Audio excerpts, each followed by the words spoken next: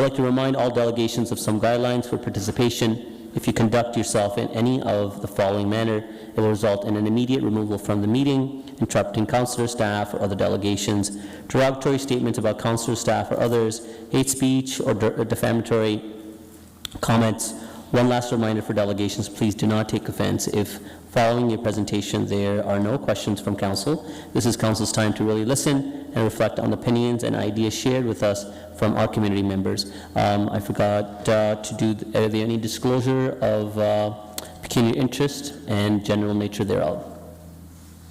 Okay, seeing none, we'll move on to the public hearing matter under the Planning Act. This is a formal public meeting to consider application under the Planning Act if a person or public body does not make oral or written submissions to the City of Kitchener before the proposed applications are considered. The person or public body may not be entitled to appeal the decision of the Ontario Land Tribunal and may not be added as a party to a hearing of an appeal before the Ontario Land Tribunal. With that, we'll go to item number 6.1, which is 1385 Bleams Road.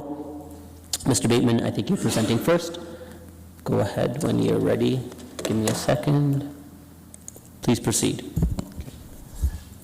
Thank you, Mr. Chair. Good afternoon, Chair, committee members, staff, and residents. My name is Brian Bateman, and I'm pleased to bring forward a staff report for committee's consideration recommending approval of a zoning bylaw amendment to allow for the development of 8 townhouse units and 8 parking spaces, with 8 parking spaces at 1385 Bleams Road in the Rosenberg community. Next slide, site context. The subject property is outlined in red, as you can see, and it contains a single detached dwelling of cultural heritage significance. It's actually designated under the Heritage Act, and the property is located very close to the intersection of Bleams Road and Fisher-Holman. The surrounding land use, as you can see, is primarily low-rise residential. There's open space and emerging low-rise and medium-rise residential. And also, as you can see, the property has significant frontage onto Bleams Road. Here's the conceptual site plan. Essentially, they're proposing to split this property in half. They want to develop the western portion of the site with 8 townhouse units and retain the eastern portion that will contain the existing heritage home. There's also a shed. The fence along the frontage will be removed because of a road widening that's required by the region. These are the proposed renderings. I won't get into this too much. I'll let the applicant talk more about it, just to give you an idea of the positioning of it. Essentially, this building has been pushed back to create views into the heritage home. Land use, the Rosenberg Community Plan. So the subject property is outlined in a red circle, as you can see. It's the orange. It is what we call a medium density residential 1 in the Rosenberg Community Plan, and that permits multiple dwellings of various forms, ranging from 3 to 8 stories in height. So what's being proposed is in keeping with that land use designation. The proposed zoning. So the property right now is zoned agricultural 1 under bylaw 85-1. So the zoning and the official plan designation don't correspond. So there's twofold with the zone change. It's to bring it in conformity with the secondary plan designation, and also to implement the plan that I showed you, the conceptual plan. They need a zoning bylaw amendment from A1 to R7 with special regulations for reduced rear yard setback and side yard setbacks, parking at 1 space per unit, and an enhanced side yard setback between the proposed townhomes and the existing heritage house. There's also a holding provision that will need to be lifted prior to any development occurring on these lands. Opportunity. Well, firstly, it maintains the heritage dwelling while establishing additional residential development. It's to add 8 townhouse dwelling units to the city's housing inventory. The design balances urban design, tree management, and heritage considerations. And the zoning bylaw amendment implements the Rosenberg Community Plan. Highlights and conclusions, recommending approval of the ZBA application to permit the use of multiple dwellings, brackets townhomes, is to permit a rear yard setback of 6 meters, permit a setback of 3.8 meters between the heritage home and the townhouses, permit 1 parking space per dwelling unit, and I should just say that they have garages and driveways with each unit. And it, as already mentioned, it will require the lifting of a holding provision to address regional and city matters. This is a Bill 109 application, our first one at the city. It's day 89, so we're very close to, I guess, that deadline that's required. So in conclusion, the zoning bylaw amendment demonstrates good planning principles and is consistent with provincial, regional, and city planning policies. Thank you, and I'd be pleased to answer any questions you may have. Thank you very much. As usual, please hold your questions of staff until at the end, after all delegations. The first delegation is Gursimran Saini with Polo Corp and Matthew Versistich.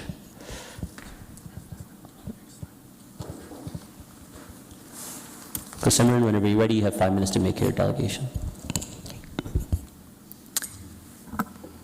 Good afternoon, Chair Singh and members of the committee. My name is Gursimran Saini. I'm a planner with Polo Corp, and I will be speaking to the proposed development at 1385 Bleams Road, as you see today. I'm joined by my colleague, Matthew Verseka, who is the Director of Planning and Development at Polo Corp. The applicant, John Solomas, is also in attendance today, and Alina Solomas will be joining us virtually in case you have any questions for her towards the end. Staff has done a great job at introducing the proposal, so I'll keep it brief. The proposed development contemplates three-story townhouse dwelling units. 8 dwelling units are proposed, each with a private driveway and garage. There are existing heritage structures on the subject property, which will be separated from the townhouse dwelling units through a future proposed severance application. The slide here shows the ultimate configuration of the lot after the proposed severance. This proposal was tabled to the Heritage Committee in March, and a neighborhood information meeting was also held in March for this proposal. Since then, we've received various comments from city and regional staff, and we've worked with them to address some of their concerns. A 2-meter wide land taking for road widening purposes was indicated as a requirement by the region. To accommodate this requirement, the previously proposed parking for visitors as well as a common amenity space has now been removed. However, that has led to an increase in the landscape buffer along Bleams Road. The heritage fence is also located on lands to be conveyed to the region. Owing to the poor condition of the fence, relocation is not possible, and it is therefore now proposed to be removed. The building itself has been repositioned on the subject property and moved closer to Bleams Road while still maintaining a step back from the budding heritage property. And this also allows for larger rear yards for recreational purposes, as well as preservation of a tree along the southern property line. The access to the building itself has been shifted slightly towards the west to accommodate another mature tree. Lastly, we've increased the setback between the proposed townhouse building and the existing heritage dwelling, just to provide for that visual transition between the 2 forms of development. Briefly touching on the proposed development, the building will be accessed through a private driveway off of Bleams Road, which will lead to an internal road. The internal road will connect to private driveways and garages for each unit. The units themselves will be about 70 square meters on the ground floor and have a GFA of about 200 square meters. The building will be serviced municipally through existing services on Bleams Road. Landscaping is proposed along Bleams Road, as well as on lands intervening between the proposed townhouse building and the existing heritage dwelling. Rear amenity areas are contemplated in the rear yard with private decks for each unit. There are 3 existing heritage features on the subject property: the heritage schoolhouse, a woodshed in the rear yard, and the post and rail fence. Again, both the heritage structures will be preserved in situ without any changes, while the post and rail fence will be removed owing to its poor condition. The heritage context of the property has been given due consideration in the proposal. So the building itself, the townhouse building itself, has been stepped back by about 5.2 meters from the heritage building to ensure that the focus remains on that heritage building from the butting road. The roof line of the proposed townhouse building features gabled projecting features, which are reminiscent of the gabled roof of the heritage dwelling.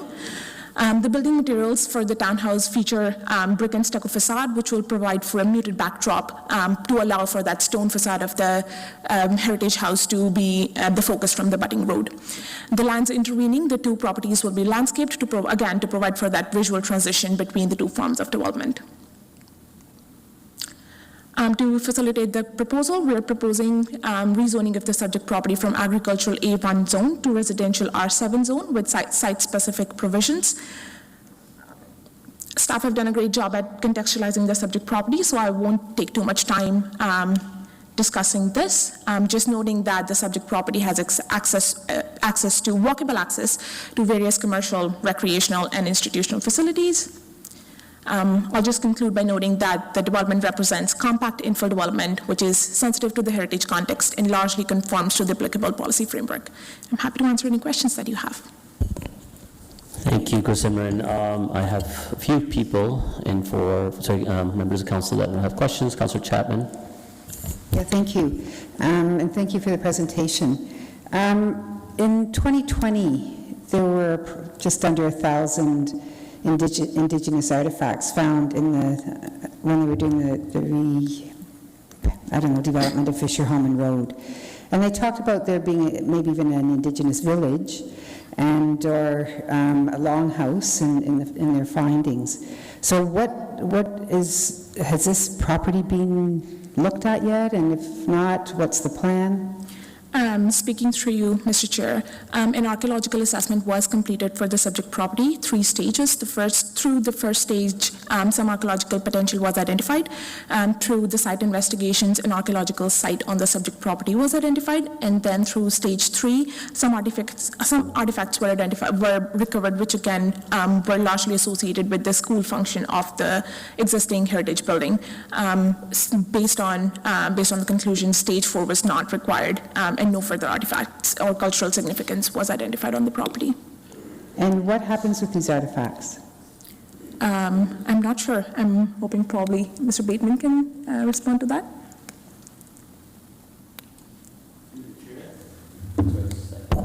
Just keep your mic on, Mr. Bateman. Okay, thank you. I'm not sure, to be quite honest with you. I would imagine if we find artifacts that they will be collected and analyzed and retained. I think that would be the intent. But you're saying they've already been found? You've got them? But they're just, you don't know where they are? Speaking through you, Mr. Chair, yes, some artifacts have been identified, but they have not been retained as such on site. They've been identified, dug up, and I believe through city's heritage policies or heritage department, they will be addressed accordingly. So will we get a report back on that? One of the requirements is part of the holding provision that the archaeological study be finalized, and that it's with the province right now, correct? Waiting for them to sign off. Ironically enough, we have 90 days ourselves to get these things through our council, but the province seems to be taking their time and getting their approvals to us. Just a plug in there, I thought I'd let you know. Hopefully that'll come shortly so that we know what the recommendations or the mitigation measures are. Okay, thank you. I think Alina has her hand up. If you'd like to make a comment, go ahead. Just unmute yourself. She's joining us virtually. Hello, everyone. Through the chair, I just wanted to clarify. Can you hear me? Yep, we can hear you. Okay, perfect. So the archaeological study, phase 1, 2, and 3 was completed. And nothing, they found some artifacts, but mostly pertaining to the schoolhouse. So we've had glass pieces, nail heads, and pencils primarily. So nothing interesting was found, and they decided that it wasn't important enough to continue to stage 4. And the company that did the study, they kept everything. Okay, thank you. Councillor Chapman, anything further? Okay, you're good. Thank you, Alina. All right. Perfect. Excellent.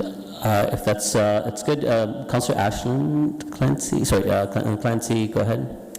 Yeah, I just wanted to follow up. I wanted to thank you for saving that tree and moving the driveway. Awesome. That's great to see a little bit of a conversation around important trees. We just chatted about that. I wanted to chat with our planning staff. I'm curious what you're noticing as we move through the adjustment to Bill 109. I noticed that there is a loss of, $12,000, $13,000 in our DC charges because of timing. Can you speak a little bit about how that bill is impacting your processes? Councillor Clancy, if you can put a pin on that question, just if you can direct the questions to the delegate, and then we can come back to staff afterwards, if that's okay. Sure. Any questions to the delegation? No. Okay. All right, Councillor Deneau. Thank you, Mr. Chair. That's what we usually do. Was indicated that there's no visitor parking? Is that correct? I apologize, can you repeat the question, please? Visitor parking, is there no visitor parking? Yes, the visitor parking was previously contemplated for the property, but given the regional road widening, it has now been removed. That being said, there's going to be driveway parking spaces for each unit, which can accommodate some temporary parking, as well as the internal road will also be able to accommodate some parking without impacting the regional right-of-way. Additionally, there's also availability of some short-term parking spaces on Helena Feasby Road, which is across Bleams Road, abutting the subject property. So there's opportunities to accommodate for that visitor parking spaces, but it's not been contemplated at the subject property at this time. Do you foresee any issues with that? Because I do, actually. I see a number of complaints coming into bylaw, people parking where they're not supposed to be parking. Speaking through you, Mr. Chair, there definitely was potential for issues if we did not have that private driveway space to accommodate for that additional temporary parking requirement, as well as that internal road, which will be able to accommodate some of that parking as well. So I think we have more than enough provisions to accommodate for any potential parking issues. And then there's also, as I mentioned, short-term parking available at Helena Feasby. So we do have provisions to account for that additional parking. Okay. How many rooms are in each unit? Through you, Mr. Chair, there are 3 bedrooms contemplated for each unit. Okay. I lost my other question. I will come back if I remember it. Thank you. No problem. There's no one else. Do you want to try remembering it, or? Sorry. Yeah, I got it. Okay, go ahead.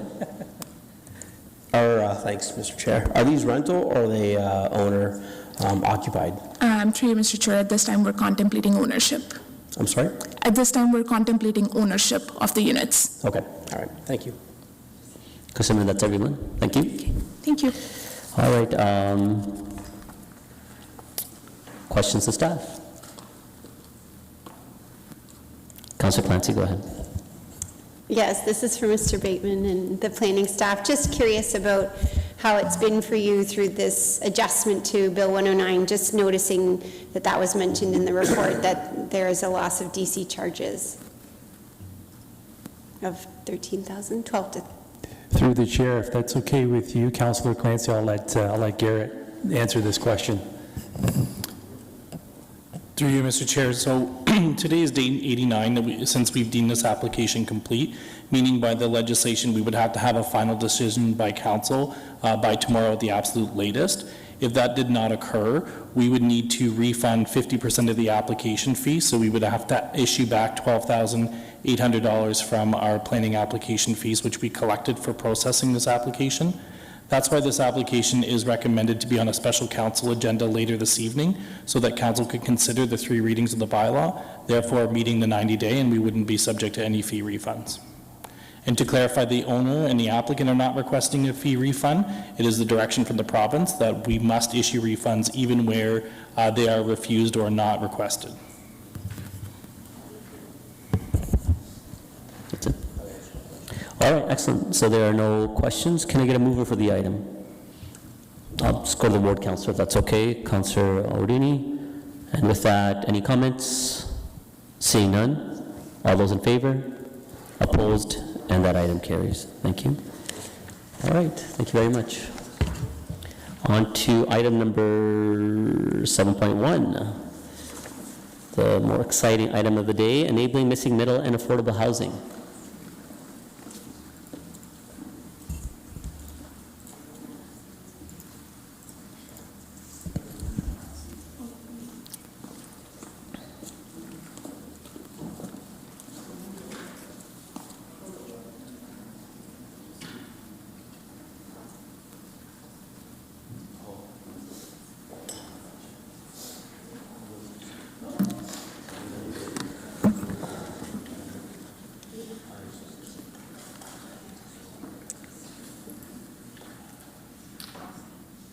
Okay.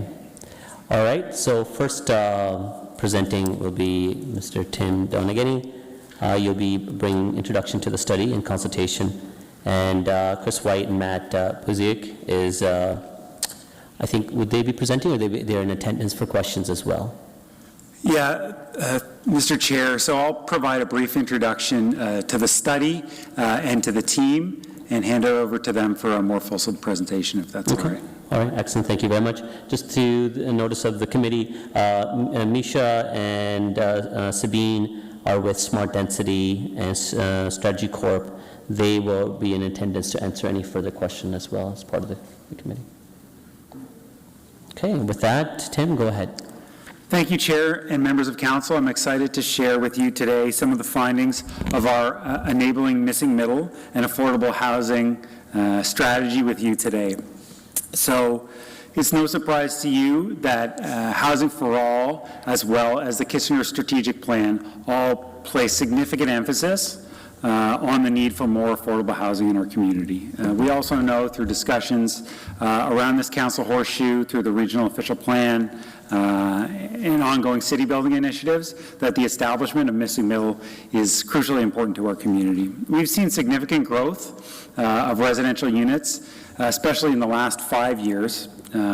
Much of that has been in the form of low-density residential as well as high-density residential. Some of that missing middle housing, those mid-density forms of housing, we haven't seen quite as much of that. So the purpose of the study that I'd like to introduce to you today is to help understand exactly why is it that the missing middle is missing in the Kitchener context. And given that we understand that the market, alongside government programs to deliver affordable housing, are not delivering the affordable units that our community needs, what are the areas within the city's control that we can really move the bar on that issue? And there's really 4 objectives to that study.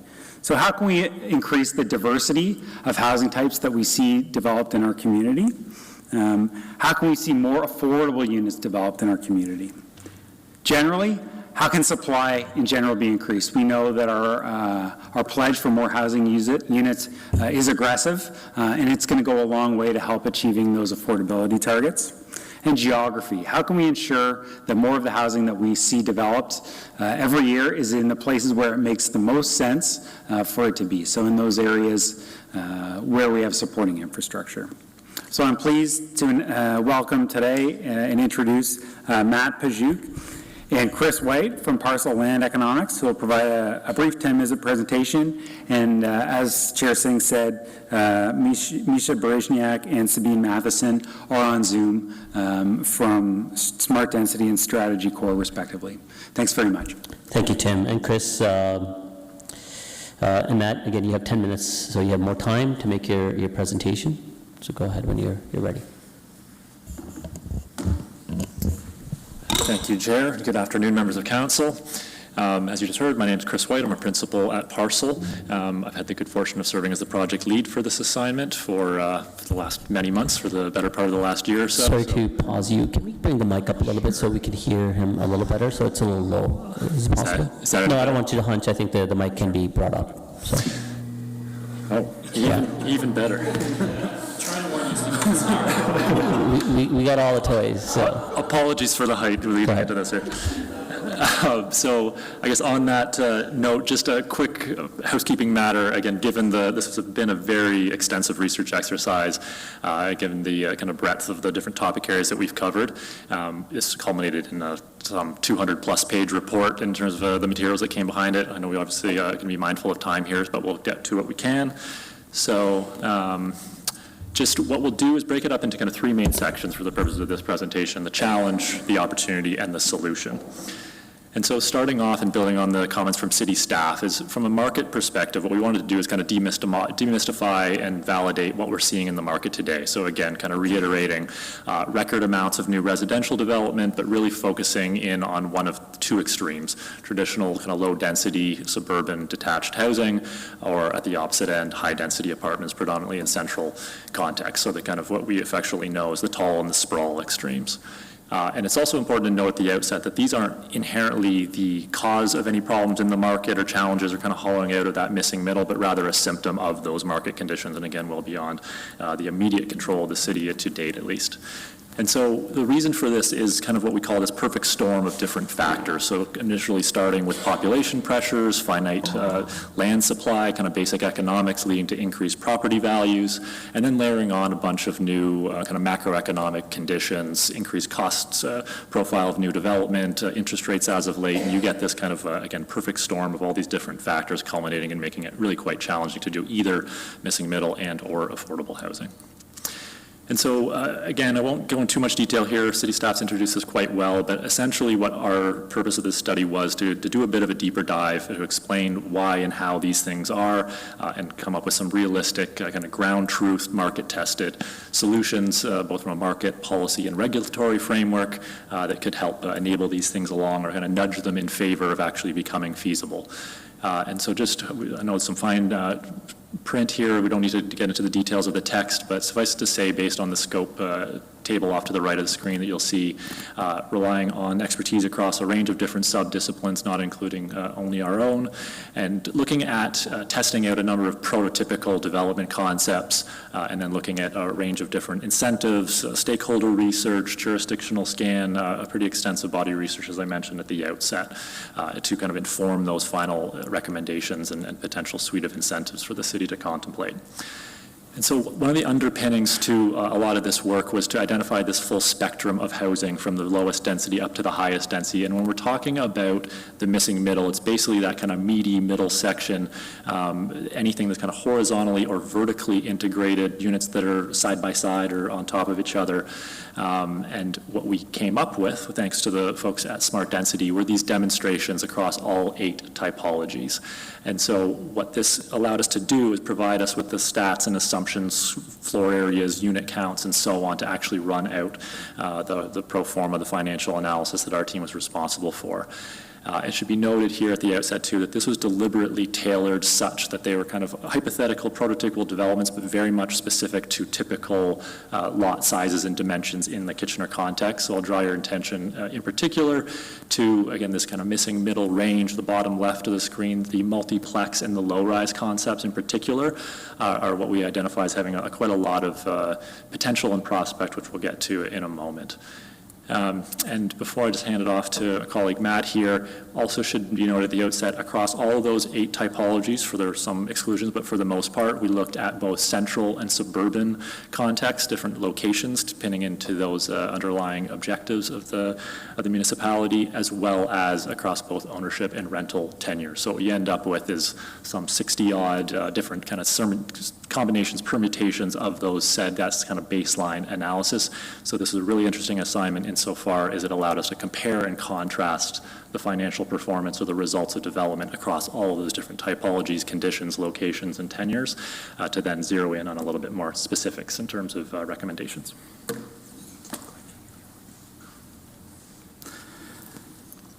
So to understand the scope of the opportunity in front of us, we undertook a baseline analysis from a financial perspective of all of the typologies, tenures, and geographic locations, and some clear insights came out of these many pro forma models that we built and went through several iterations, including with feedback from staff. And so some of the key themes that came out from these baseline analyses were there are discernible winners, if you will, things that are already happening in Kitchener, and it's because their financial feasibility is so strong. And so these are the things that we see when we drive across the city and through the streets today, things like lots of new single detached homes, central high-rise really starting to come into its own in the downtown specifically, towns and clusters also making their way into the suburban areas as well as in the central as well.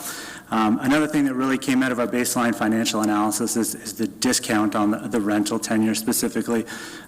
Pretty much it's in the media quite a bit, but the returns on rental tend to be less, and they tend to be over a much longer period of time. So from a developer's perspective, it's a bit more of a challenge to make that work on their own financial analyses.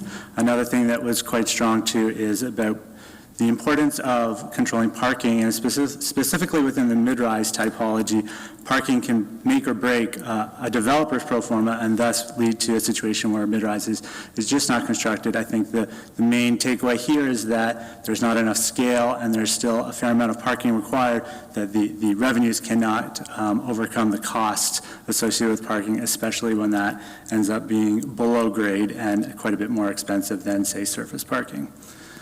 Jumping ahead, we also looked at every parcel across the entire city and did an in-depth parcel analysis. We did this using the typologies created for us by Smart Density in order to understand the true opportunity of intensification on these parcels. And what we found is that one-third of the properties across the city can accommodate missing middle typologies, which we thought was quite impactful. And on our analysis and going through both low and high scenarios, we estimate that between 20 and 30,000 new residents could be housed on these parcels in these newly intensified building typologies. And so to put that into perspective, we estimate that under the higher uptake scenario, so if this really was to take off from a development community perspective, 20% of the growth contained in the ROPA 6 growth forecast to 2051 could be accommodated on just 2% of the city's parcels, and these are parcels that for the most part are already serviced and ready to go. So as takeaways for the whole opportunity side of this presentation, we found that there's quite a bit of opportunity in both the plexes and the low-rise typologies. They are kind of the sweet spot in terms of scale, in terms of ease of fitting into the existing fabric of the city. We also found that from an affordability perspective, an increase of supply in general and diversification in general is quite helpful for affordability across the board, as well as high-rise has the most opportunity. It has the largest pie to include a slice for affordable units. Okay, so now to just wrap up with the final portion here, I know we'll be mindful of time. Again, as I mentioned, this is more the kind of forward-looking when the rubber hits the road. How do we get there? We've established kind of why things are the way they are, what the opportunity is, and so now it's kind of charting out a roadmap to get there.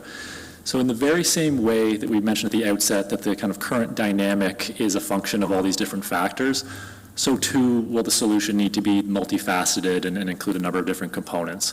So we broadly characterize this into an incentive package that would include financial and non-financial, specifically process and policy-related improvements. And basically, there's no silver bullet solution. The situation, again, is such that it'll need to be unraveled through a layering or combination of all these different incentives. So to that end, we've come up with kind of this a bit of an oversimplification, but two key recommendations for the city.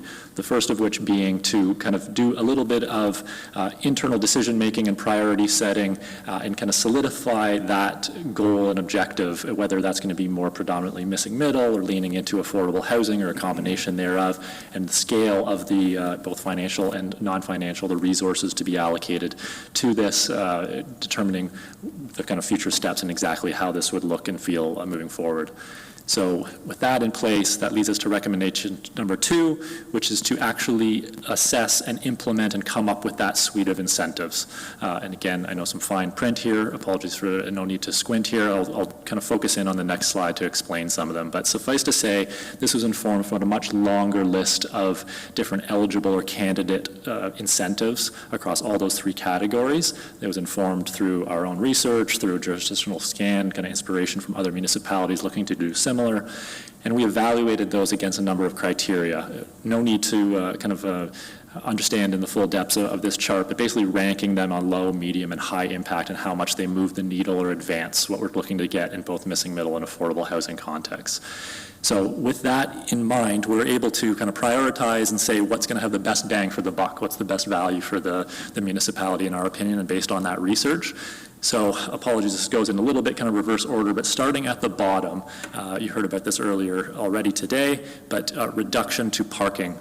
We think there's an immediate opportunity to reduce this, or at least allow the flexibility or the option to reduce parking standards and bring them in line with kind of current consumer preferences, and again, specifically when considering the type of housing typologies that we're looking at here with this study. Second in line, similar kind of policy-based change, is to just immediately allow for as-of-right permissions for at least selected typologies. So going back to that kind of spectrum of 8, if there's something that the city likes and wants to see more of, to kind of allow that, enable it to nudge in favor so there's not an extent of back and forth. And then going to the top right of the screen here, number 3 in the red, obviously, recent provincial legislation already advances some requirements in terms of development charge relief and so on. No suite of incentives is necessarily absent some financial kind of helping things along. So there's an opportunity to go above and beyond if and where the municipality determines it's appropriate. And then finally, number 4 is to build upon recent kind of lean process improvements already done internal to the municipality to, again, just allow to improve speed to market, time is money kind of concept, and allowing things to move along quickly and in response to, again, what many, including ourselves, would deem a housing crisis.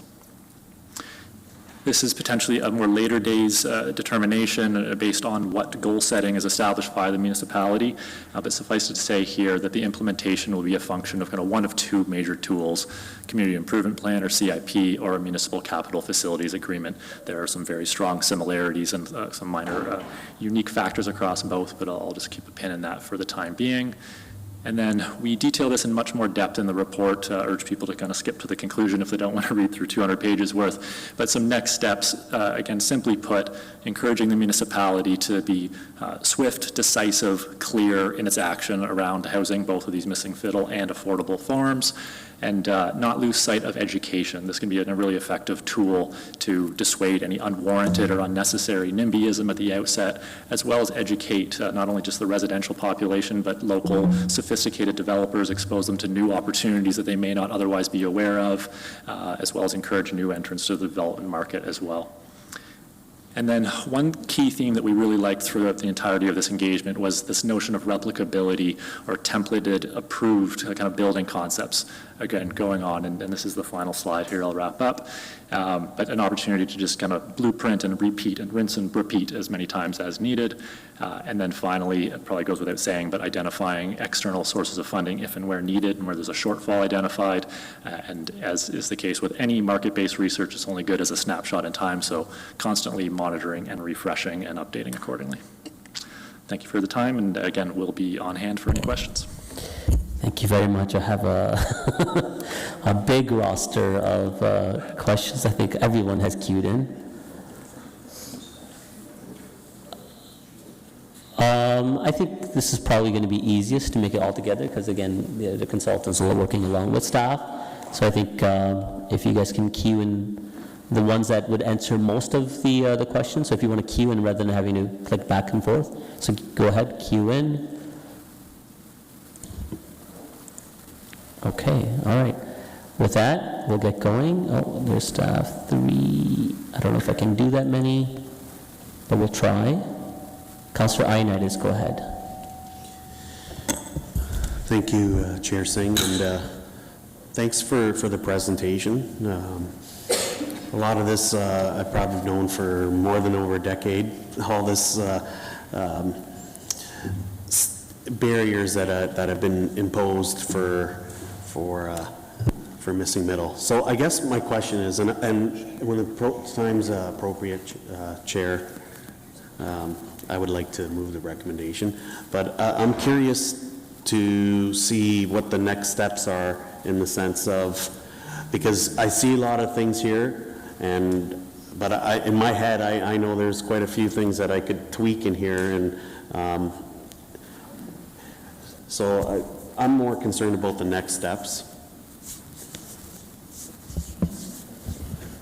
So through you, Chair, again, I can at least jump into initial first steps. That really keys into those two recommendations. Number one, some immediate goal setting and charting out, considering there's a lot of detail in our reporting that identifies how and where that opportunity that you heard my colleague Matt speak to could hit the road in terms of a few different scenarios, kind of a moderate or low uptake scenario versus a kind of higher uptake scenario, depending on how much interest there is in it.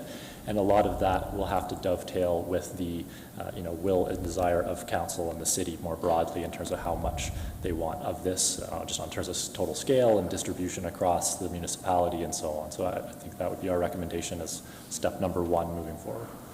Okay, you have a really soft voice, so I had a difficult time listening to, understanding you, so my guess is I would actually, can you repeat that? Because to be honest, I didn't hear much.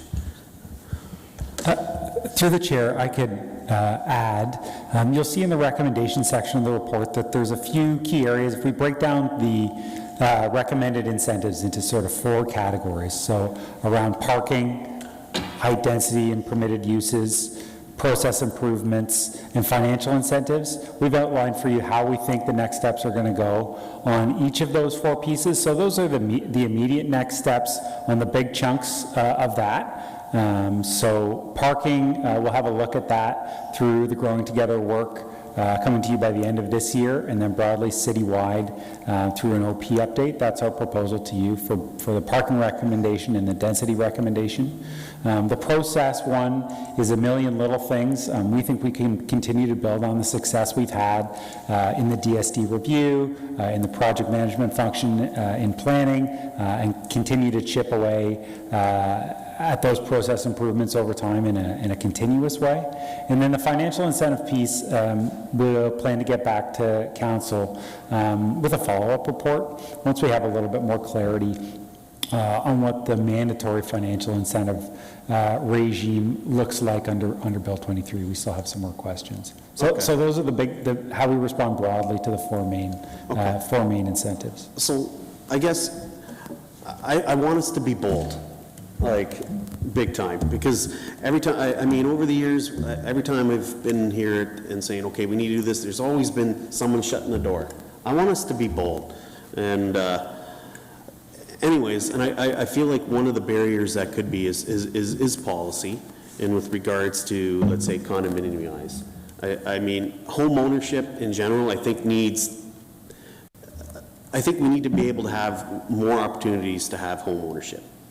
So I think that's one, and I'm not sure that's all us per se, but I mean, but otherwise, I think if we're willing to be bold, then I think we can accomplish a lot of these things, because to me, this form of density to me is base hits in a baseball lingo all day long. We can accomplish 1 million base hits here, and this would avoid, in my opinion, a lot of those growth of those high-rise towers. So, but anyways, I really appreciate that this is here, and I look forward to the discussion, and I look forward to the next steps, but I want us to be bold. Thank you, Councillor Hernandez. Next up is Councillor Schneider. Thank you.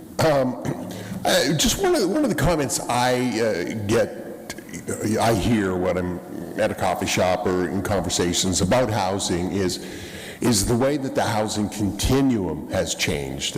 People will take me back saying, well, back in the 70s, we could start in an apartment and then move to a townhouse, then to a semi, and then to a smaller house, and then to a bigger house. In the affordability of detached homes, is there any information you have on, the demand or need for like a smaller home to start? I know sometimes the detached homes built now are fairly big, and the comment is it's more home than people need. But a smaller detached home on a smaller lot where you could put more of these types of homes, is that help at all, or is that just something we need to move past? So through you, Chair, it sounds like you can hear me a little bit more clearly now. So it's largely a function of just price dynamics over the years in terms of that kind of how things were and then how they've changed over the years. And they're just such that they haven't kept pace with incomes and salaries and what our parents' generations and beyond may have been able to afford has just simply pivoted and it's different nowadays. So those expectations, for better or worse, need to change. In terms of specific data points, absolutely, it's kind of becomes down to consumer preference, lifestyle-based decision-making. I think we're at a point in the housing supply issue that just anything helps of all types and natures. So we're encouraging across all typologies and all price points, and that, as I heard Matt speak to earlier, can kind of lift all boats. In terms of specific data points, I'm not sure exactly what it is that maybe you're looking for, but I think the problem in terms of housing demand and supply imbalance has been so acute that there's a demand for almost every type of housing, and it just boils down to what people can afford reasonably and how that they kind of divide and segment themselves out across the market. Okay, thanks for that, and thanks for this report. It's great work, and I agree with Councillor Ioannidis that we have to be bold. Thank you.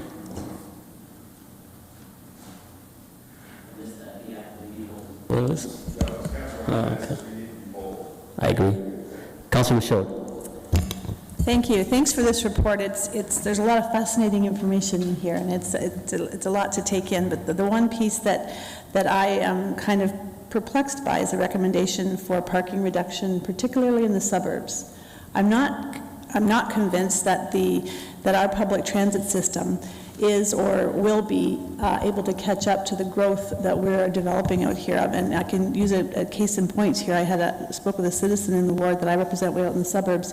It takes her an hour and a half every day to get downtown to work. So that's a 3-hour bus, rapid transit ride she takes every day to come and do her job. Again, through you, Chair, I think that kind of builds on the response to the previous questions insofar is that we need a little bit of everything, and that goes the same way for consumers, especially when we're talking about the affordable end of the range. Not everyone owns a car or has access to a car, so it is a little bit of an affectionate term that we use internally, but it depends on your goals, and in this case, we want to do everything and anything that we can. So even through our stakeholder research, there was a kind of growing sentiment or theme around you could pretty much advance any type of unit to market, and you could take car ownership as one such variable versus transit usership and so on, and it'll have someone to occupy. There will be demand. There's a long wait list for people to get into these types of units, so it takes all. There's the people who maybe can afford a little bit more and have car ownership or multiple cars. We're not going to fix everything with one specific typology or price point, so it's about that diversity kind of and balance across, and of course ensuring that that's all done in appropriate locations that we can allow for that timing of new infrastructure to be put in place and so on. It's a bit of a chicken and egg situation for sure. Okay, thank you. Councillor Benoit. Thank you, Chair Singh. So we know Bill 23 really hasn't been defined as to what it really is with regards to development charges and what we're going to be on the hook for and what the provinces is going to make. They talk about making us whole. My concern is with the financial incentive. Are we talking about taxpayers funding developments, helping investors build their buildings? Is that kind of what that is? Tax and fee adjustments. So it talks about rebate or waive development charges and fees for applicable missing middle and affordable housing typology. So are we talking about if we do that, are we putting the price tag back to the taxpayers of the city? Should I start? Okay, through the chair. As you're as you know in your question there, Councillor Deneau, there are mandatory waivers of DCs, of community benefits charges, and parkland in the DC Act that have yet to be actioned. They're still awaiting regulation. The financial incentives that are positioned in the report would be to go above and beyond that. So it's my understanding that the Development Charges Act doesn't allow us to provide additional incentives through the form of waived DCs. So there's a couple ways that could look. It could show up as lost revenue if it's a waived, planning fee, as a for instance. It could come as a transfer from operating. It could come from tax cancellation, perhaps. That's city taxes, but it's also regional education taxes. So there's a bunch of different places where that revenue could come from. There's no commitment in this report to taking any particular direction on that. We've seen council express an interest in using some tax dollars to support affordable housing, for example, through the DC waiver program that was established through budget, I think 2 years ago. So we see that there's some interest in council. Maybe that's sustained, maybe that isn't. And certainly we need to have further conversations on that. We expect to report back to you on the details of what financial incentives might look like in the coming months as we get a better understanding of what Bill 23 means for us. So, and I'm going to assume that some of those DC waiving fees for some of those supportive housing or the projects have been I'm going to assume they've been for like not-for-profit YMCA or YWCA. So what I'm getting at is investors who want to build buildings here, and the recommendation is to go above and beyond what the province says we should do as far as a rebate. So in my mind, again, the money that the city has all comes from taxpayers. And so in essence, we allowing investors to use taxpayer funds to build their buildings to make money off of our residents. That's how I see this. And yeah, I don't like that at all.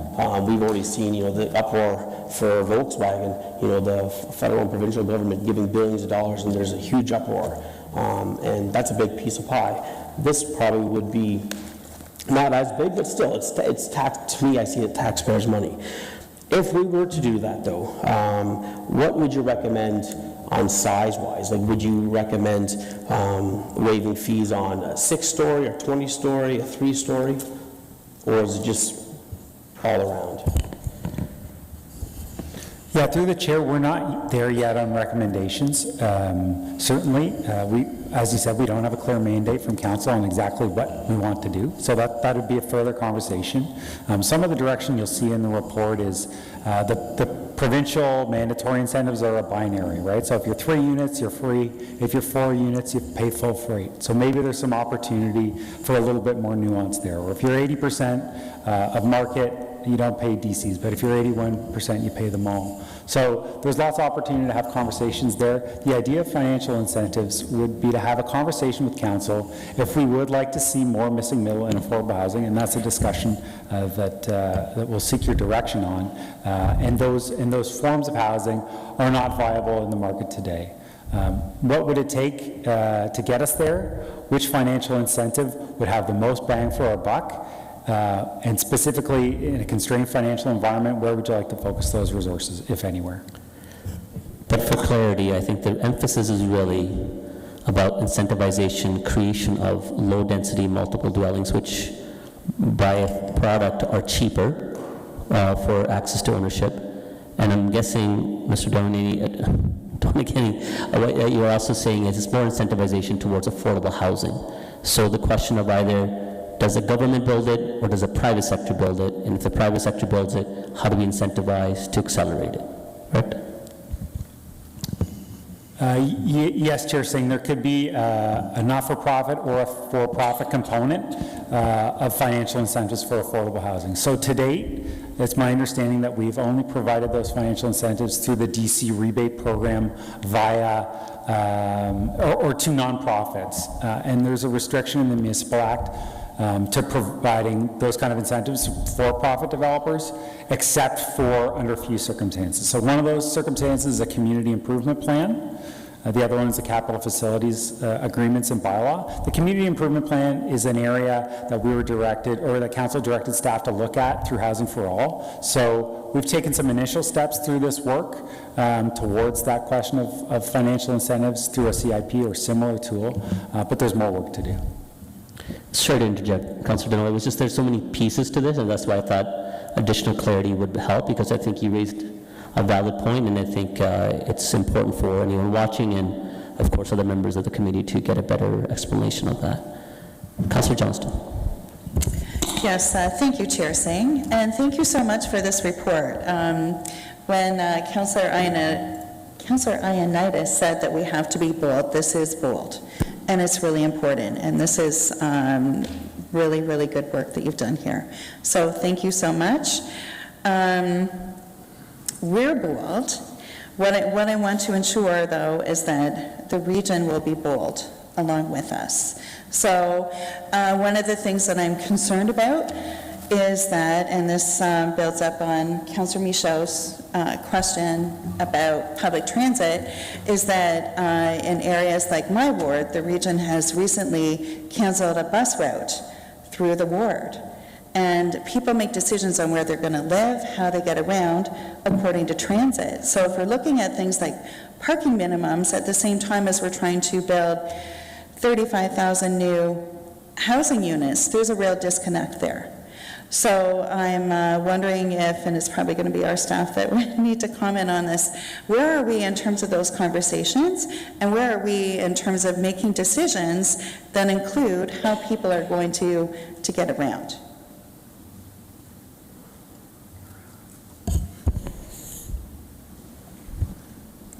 Whoever wants to take it.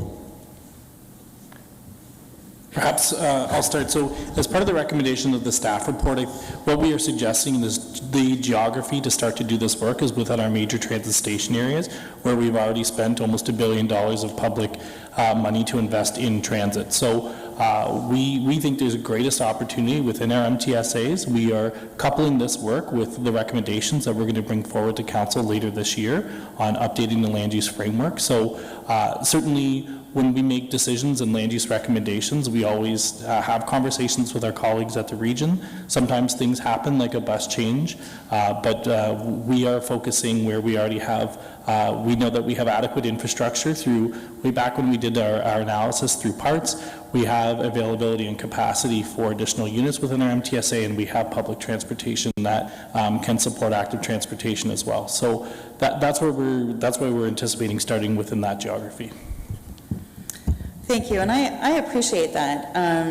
I see that we're having that conversation. I want to make sure that the region is understanding what we're looking at doing and having those conversations with us before they make decisions around transit, et cetera. Thank you.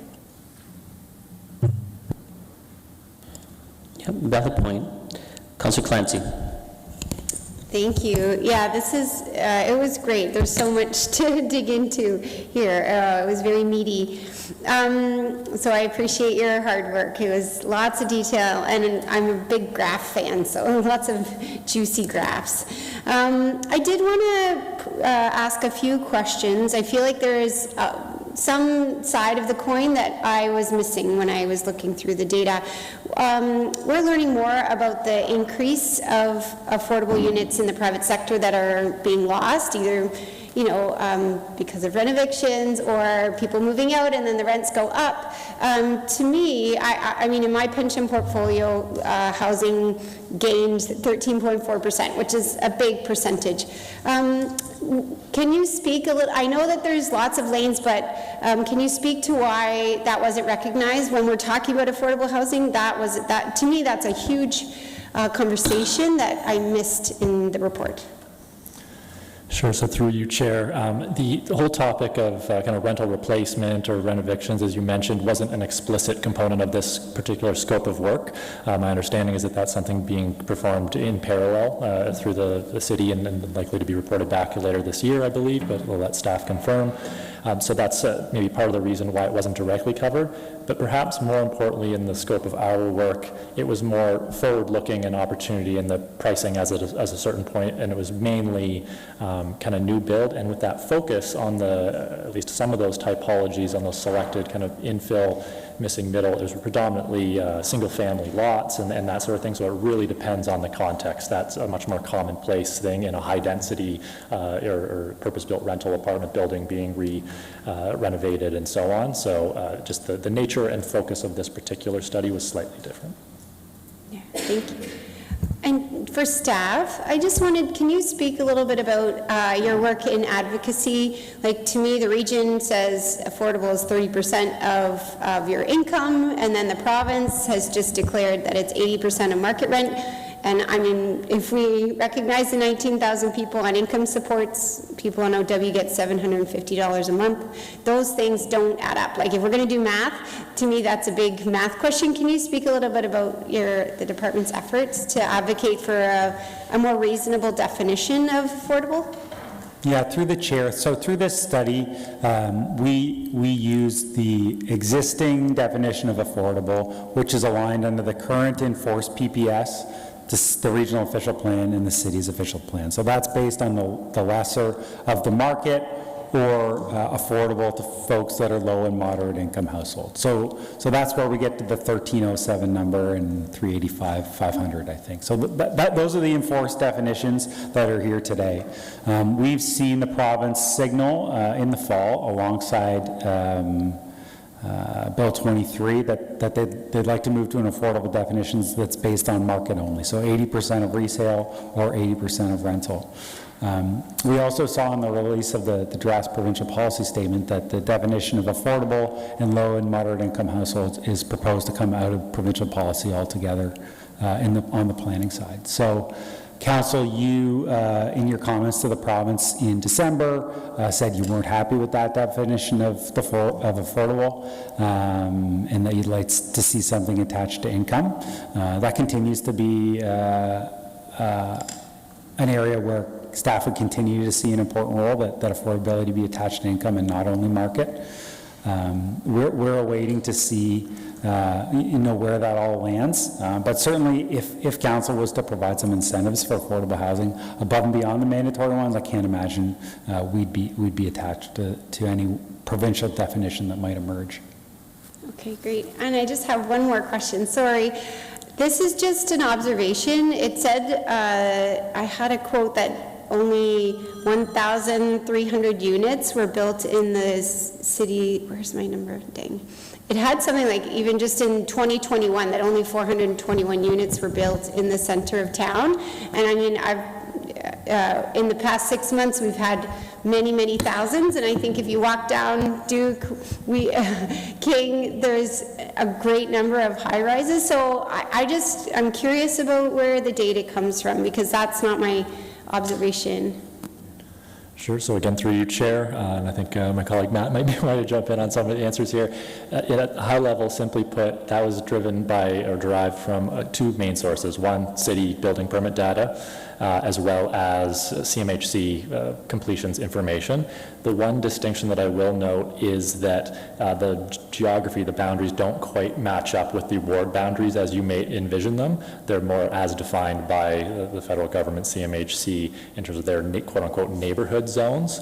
So in terms of, there's a bit of apples to oranges at the outset, but also a matter of time periods, and when those completions are tracked may cause a little bit of discrepancy in terms of what you'd expect, but yeah, that is the underlying data. Thank you. Is that also like extracting the development that's happening in the downtown core, and it's more of the outlining neighborhoods? That's where the data is coming from, or does that include the downtown growth as well? So all of the above. So I can't place the exact reference that you're mentioning, unfortunately, through Chair, but yeah, I believe it's commensurate with the quote central neighborhood, which is more or less the downtown area. Again, okay. Just the one qualifier being not quite the aggregate of wards 9 and 10. Okay. Councillor Davey. Yeah, thank you. I wasn't going to go down too far down this road, but I just think I would like to raise it now in terms of the affordability piece. We often hear affordability in terms of percentage of income. At what point are we going to see what that looks like in terms of built form? Because affordability doesn't necessarily mean subsidized, doesn't mean that the government's paying or the developer's paying. My understanding is there are smaller type of units that are just less expensive because they have a smaller square footage. At what point are we going to start seeing that implemented?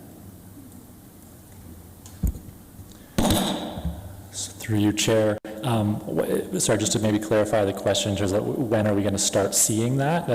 How do you mean specifically? Well, yeah, because we can regulate it all we want in terms of, or we can define it all we want in terms of a percentage of income, but as long as there's nothing being built that fits that defined income, like for example, I don't know why we don't see, given the demand, why aren't we seeing, 250, 300 square foot units being built in our city, because those would be in that, they would fit within that that income bracket.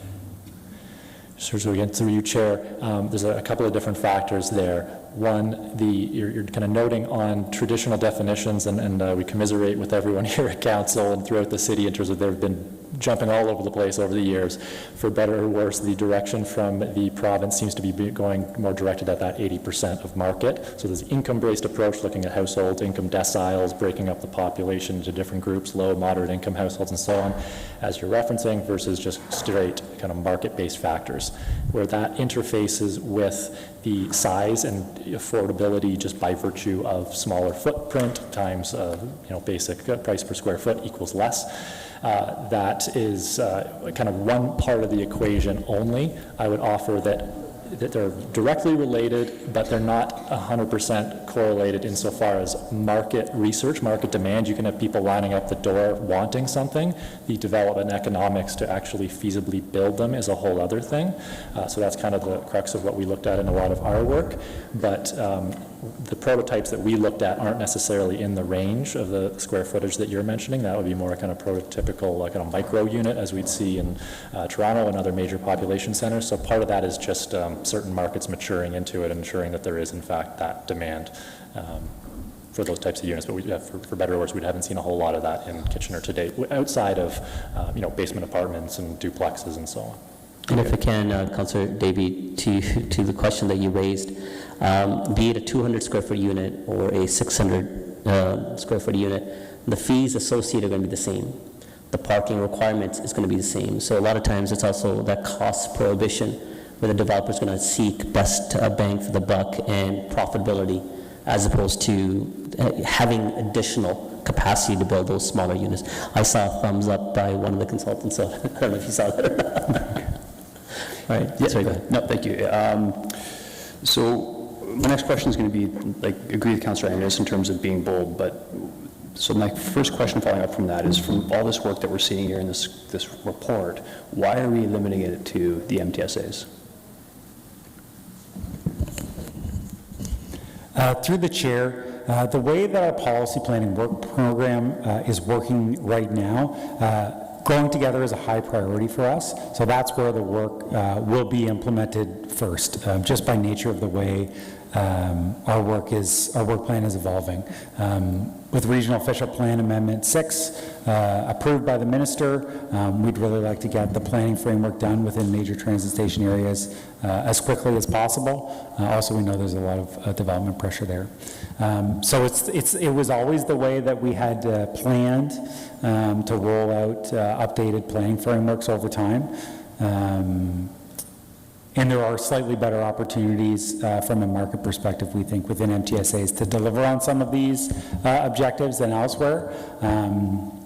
But yeah, there's opportunities citywide, and we do plan, or we're seeking your direction today to take some of the key directions out of missing middle and affordable housing and take them citywide. Okay, yeah, so that's my interest. Obviously not everything's going to apply, but simple things like when we're talking about additional dwelling units and tiny homes and backyards and that sort of thing, there are parking restrictions, et cetera, that we should be looking at citywide. So I hope that comes back as part of this. It's certainly something that I'll be pushing for. And last question I wanted to ask actually was with respect to that exact thing. So not too long ago we passed, it was not too long ago for me, I've been here a long time, 2017, 2018, we passed RINES, right, which is recalling that is pretty, and again, in our defense, we didn't know there was a housing supply crisis, but it was exactly opposite to what we're seeing here in terms of height restrictions, setback restrictions, parking, all these sorts of things. So are these types of former things, these can be thrown out when this comes back? Sorry, go ahead. Thank you. Through the chair. So the residential intensification and established neighborhood study is what Councillor Davey is referring to. And yes, many things have changed since that time frame. As part of our next official plan review and then implementing zoning bylaw changes to that, you will most certainly see a revisit of that work. Okay, and again, remind me, because we're under significant timelines here, when do we expect to have all of this finally approved? We have made the commitment to the province for our supply targets, and I know it's a tremendous amount of work, and I know our planning staff are strained, so I need to say that now, but when do we expect to have this all coming back to us? So through the chair, this study is recommending, and staff concurs with, kind of a phased approach. So we do have a priority to our work plan, and that is to update the land use and zoning framework within our major transit station areas first. And we're hoping to put council in a position to make that decision by the end of this year.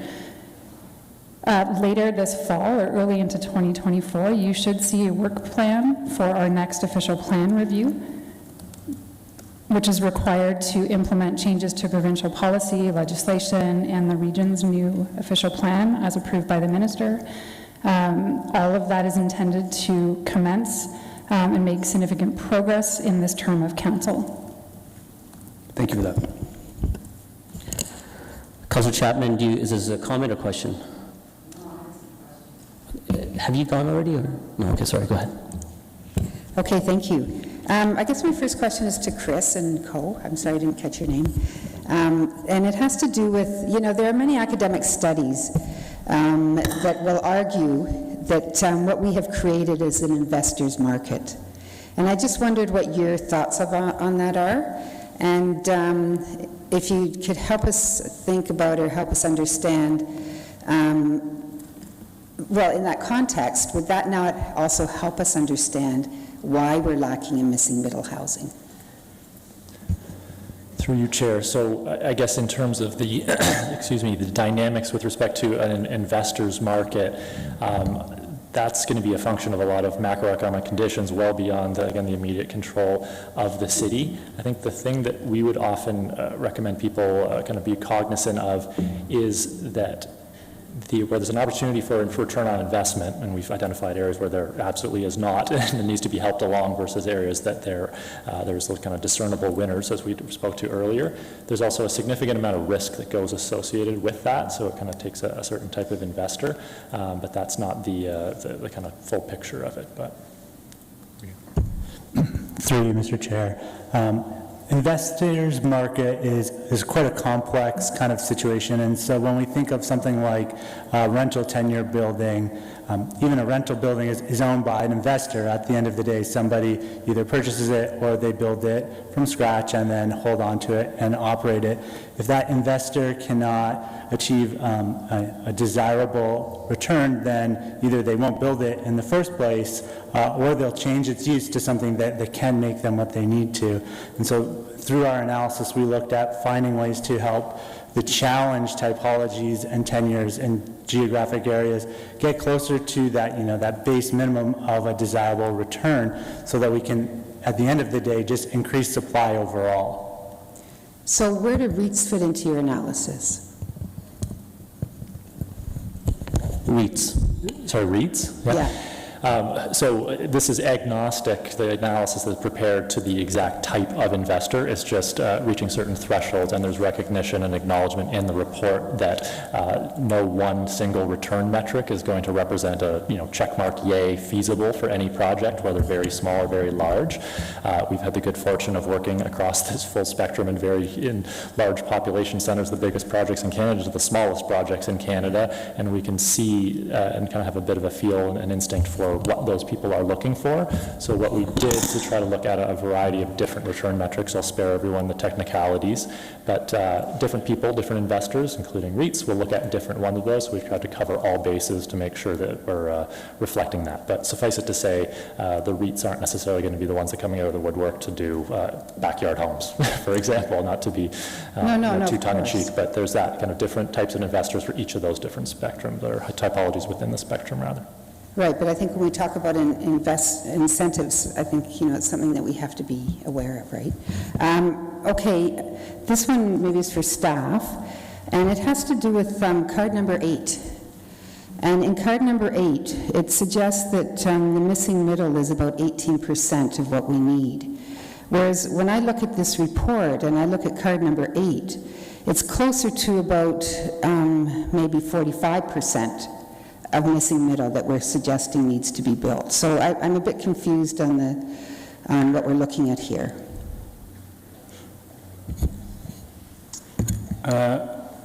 Through the chair, so there's lots of different ways that we could meet our housing targets, and there's lots of different ways that different folks define missing middle. So Statistics Canada structural type of dwelling variable is not a precise facsimile of how the parcel team have defined missing middle. So some folks include mid-rise apartments, some don't. Duplexes are sometimes in, sometimes out. So those aren't apples to apples. But in terms of a need of how much missing middle we need to develop in order to achieve our growth targets, I don't think either of those is precise on how we get there. 8 is really just a snapshot of the census as of 2021. I'm not sure where you're getting the 8. I said 18. Oh, I'm sorry. Yeah.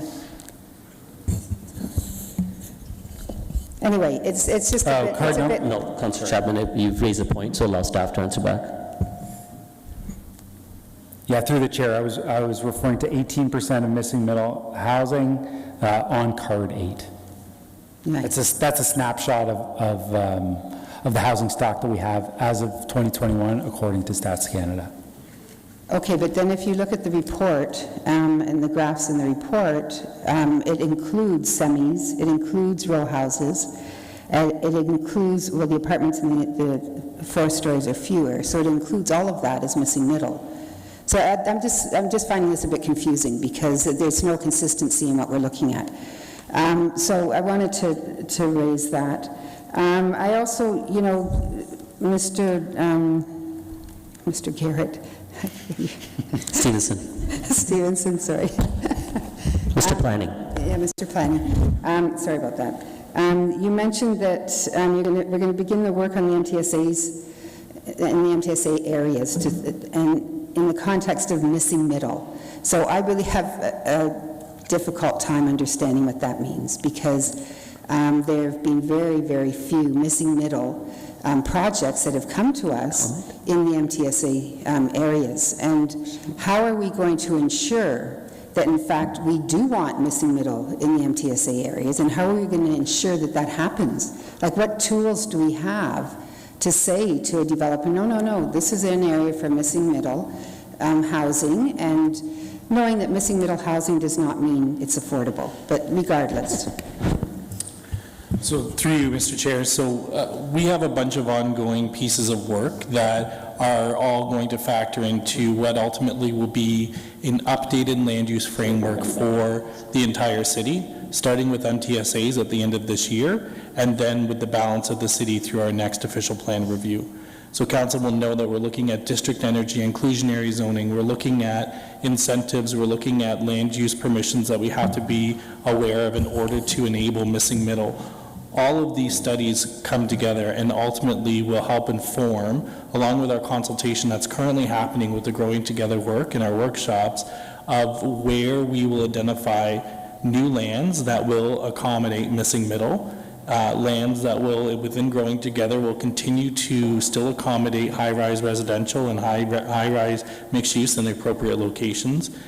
So that is how this work is going to inform that. So the tool in which we do that is through our official plan and our zoning bylaw amendment. So we will be bringing to council towards the end of the year new land use designations applied for all of the MTSAs within our central MTSAs, as well as zoning, and those are the tools in which we regulate the land use. And any application or redevelopment does not conform to those would then need a site-specific application, which would be considered by council. Which would mean that any work that you put in between now and then... Councillor Chapman, again, I knew that you had a lot of questions, so that's why I allowed you to... Okay, I'll keep back in. No, you've already done, actually. So actually, you're in the second part of your 5 minutes, and I think you have a minute and a half remaining. The reason why I interrupted you, this is not an argument. I just wanted to notice something to you, which is that you're in the second half of your questions, which is fine, because, again, Councillor Ioannidis had rung back in. You could have rung back in as well, so I thought I'd just let you go and continue on with your questions. Because of your second half, I just don't want you to finish and then key back in. So if you could start summarizing your questions, again, try to do it within the next minute, half or two. Thank you. Because in the second half, if you key back in, you'll be in the third part of your questions. You had. Yeah, 5 minutes and 5 minutes again.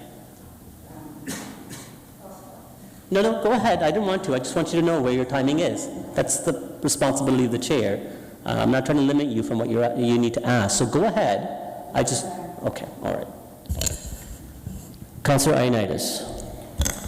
Thank you, Chair Singh. Not too long ago, there was a lot of talk, probably less than a year ago, and I'm glad you two are here because with this report that you put forward, a housing moratorium was proposed and for the downtown. So how would that affect affordable housing in your opinion? Like no development for some time in downtown?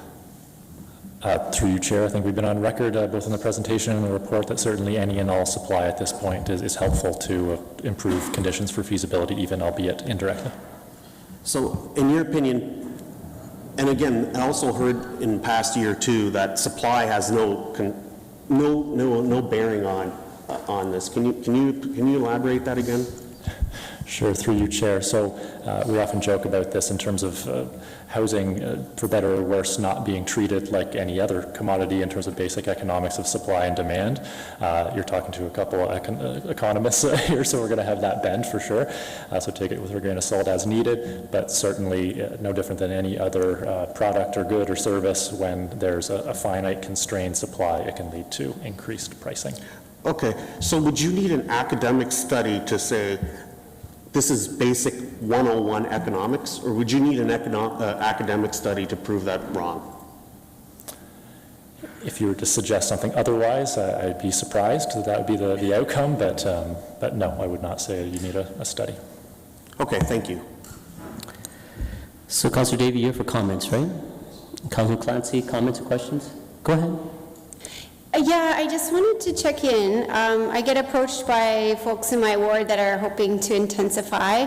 Just where are we at with I guess the template version sounds great, but I know that there's always little nuggets, that like, oh, these are the parameters, and then the project they bring you doesn't fit that parameter.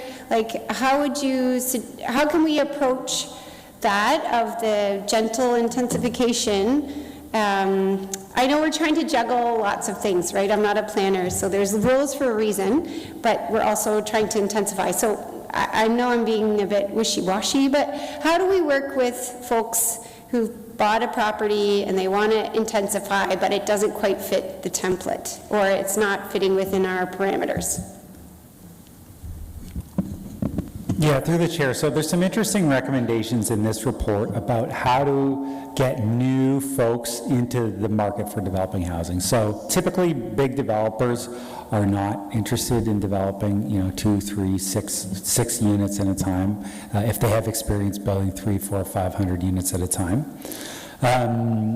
So this report's making some interesting recommendations around how can we educate and skill up and support those folks that may want to enter into the housing supply market for the first time and help them skill up. But there are some fixed costs that are the same, irrespective if you're doing a 5-unit project or a 500-unit project. the change in site plan approval away from 10 units or less, I think that could help a little bit. That process is exempt for 10 unit or less residential developments in most cases. But we think this templated approval approach it could be a helpful way, and really just providing the great customer service and counter service that I see frequently. Continue to do that better, continuous improvement, continue to make sure that our regulations and our policies are exactly where we need them, and streamline them, cut them back, eliminate the need for this study if say it's not strictly necessary. These are all little things that are recommended out of the report that we think we can continue to take a continuous improvement approach to, and continue to improve on those. Thank you. Mr. Weidman, do you want to add something further to it? Or? Yeah, through the chair. And so Councillor Davey referenced earlier things like rains does put restrictions on development. And so one of the recommendations, the second one is density height allowances. And that's something we'll look at a lens to make sure that we are getting the right type of development in our future zoning bylaw updates. And so like the purpose of the study is to really understand what are the barriers to building these types of lower or gentle density projects, and so making sure we get the zoning right will reduce the amount of zoning bylaw amendments and official plan amendments that are required in future zoning work. Councillor Chapman, do you have a question or a comment? I would permit you, and I was permitting you, sorry, what? No, but before you go, I was permitting you last time as well. I was only making attention to the timing. And it's in respect to other committee members as well, and I hope you can understand that. That being said, if you can just pause for a bit, I haven't had the chance. Everyone has asked. I like my opportunity as well, and that sometimes kind of the struggle of being chair, that you get to be last to ask the questions. But I think a lot of good points have been made through many of the questions that have been asked already. To Councillor Davies' point, and to Councillor Ioannidis' kind of encouragement to be bold. Right now, we're really working within the MTSA. The MTSA has been defined by the region. In some cases, they haven't really gone far enough, whereas 800 meters in some areas, 500 meters in others, where we're really talking about the missing middle. A lot of the pressure that will be to develop because of the cost of land will be I guess, more inclination towards high-rise development, more dense development, which is not what we're talking about today. So can we ourselves define the boundary much wider than the MTSA? Because we're doing the work already. There's two approaches we can do it. Either we can ourselves set a wider boundary so that we can have more of these missing middle, those smaller multi-dwelling townhomes, the small units that Councillor Davey kind of addressed, along the periphery of our MTSA. Or the other is that we can be bold, like Councillor Ioannidis has said, and say, direction of staff, sorry, we don't want to take a slow, calm approach because the need is now, we want this city-wide. How can we address that?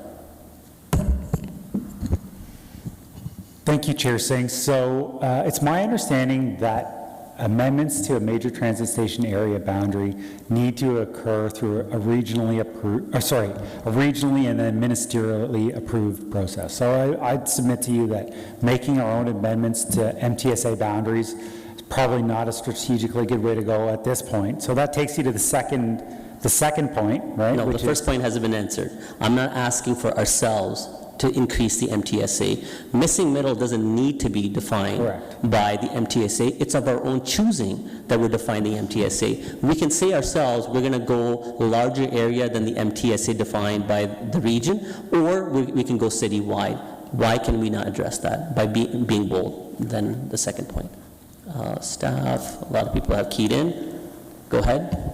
I think I keyed in first. Okay, go ahead. First. So through the chair, it is our goal to enable missing middle housing throughout the city.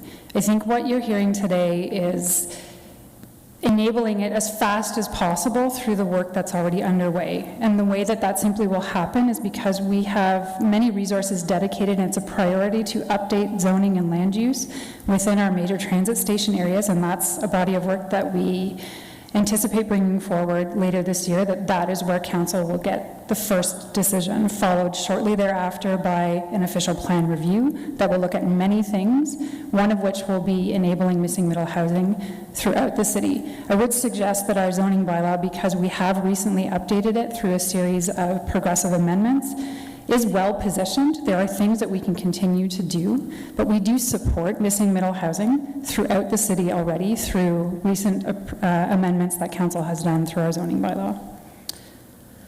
But again, it's something that doesn't give a clear certainty outside the MTSA. It's something that a consideration needs to be provided by planning staff.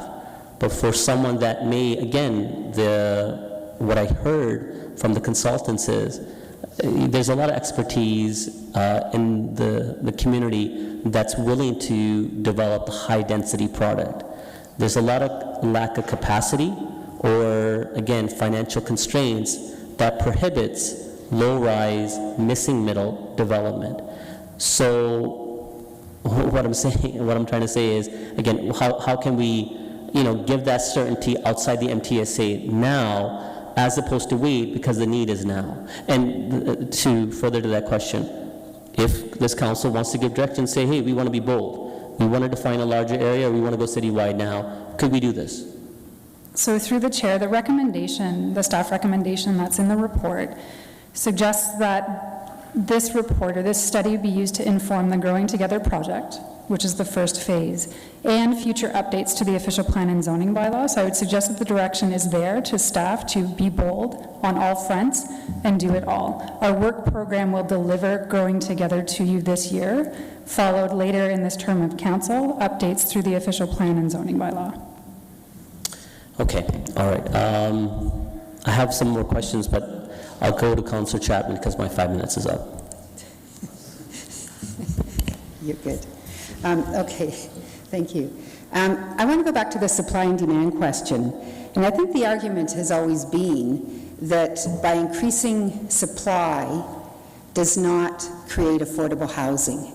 And I don't know of any place that has been the case. Maybe you could give me examples of where that is the case, or explain, so that's my question. Through you, Chair. So that's perhaps an oversimplification, and we've found ourselves in an environment with almost infinite demand with the amount of population growth through immigration policy and so on across the GTA and well beyond. So we haven't really faced that situation as a part and parcel of this housing supply crisis that we find ourselves in. It's going back to what I spoke to at the beginning of the presentation, that culmination of all those different factors. So I'm not sure that there is a specific example to say where we've built ourselves out of the problem, and I think I would kind of second or reiterate the fact that it in and of itself does not create or build affordable housing, but rather indirectly, as mentioned, it has the ability to kind of at a broader kind of community-wide level lower prices if we ever get to that point. But step one is to absolutely kind of ensure that that new supply is coming on stream in parallel to doing everything that communities can to address kind of low and moderate income households more specifically. It's not a silver bullet single solution, but rather a multifaceted approach. And if anyone's familiar with that kind of spectrum of housing that I think has been referenced earlier today via CMHC, it's again, no one type of supply or one typology from our spectrum is going to address affordability in and of itself. Well, and I think that's the argument, right? That on its own, supply is not going to create affordable housing. And to think that it is, and again, you have to define affordable, which I'll get to in my comments at the end. Thank you. Mr. Reedman, go ahead. Yeah, through the chair, and so the one challenge is if we're not building enough market rent that is affordable to software engineers and others, they put pressure on existing affordable housing stock, and so a person that does own more affordable housing in our community, if they're looking between a custodian and a software engineer, they would likely lease to the software engineer, and that puts a little more constraint on the market overall. So back to my second half of my questions. So what I'm hearing is we need all types of housing. It's not really one. The greatest, benefit or return would be that we create greater diversity of housing stock instead of, trying to be spiteful and say, hey, just because, we're already having a lot of one, we need to restrict that and create the other now. Absolutely. Balance, I think, is a kind of key outcome here. Okay, so the other question is about co-ownership. One thing that I really had hoped to see out of this is how can we create the mold? A barrier for co-ownership is financing. So you can have a project that's condominiumized, and it's easy enough. It's defined ownership through leasehold, and they can go out there and find institutional financing. But the problem is that the cost of it is quite prohibitive for lesser units. Is there a way where the City of Kitchener can be innovative and recreate the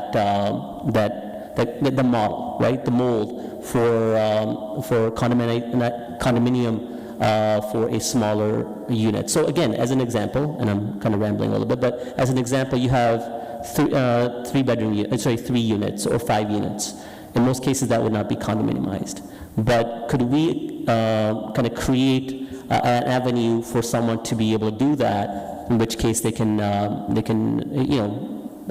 incentivize co-ownership of small units? So I'll start, Mr. Chair, and perhaps my colleague will have additional to add. I think what you're talking about really does depend on scale. And I guess point one, just as a broader market observation, co-ops were maybe a little bit more common in the 70s and 80s, and they've kind of died off as of late. And now it's in response to the housing crisis, people are looking to pool their funds, and notwithstanding the constraints that you mentioned, it's starting to just now come kind of into vogue again, so to speak. So that's part one.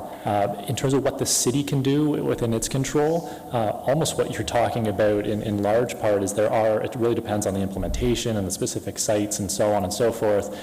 There are in other parts, municipal development corporations, people who are kind of stewards of public land that can advance development and put certain parameters or conditions or limitations on the disposition of that land sale to, whether the structure of affordable housing or the type and nature, total quantum of units and so on.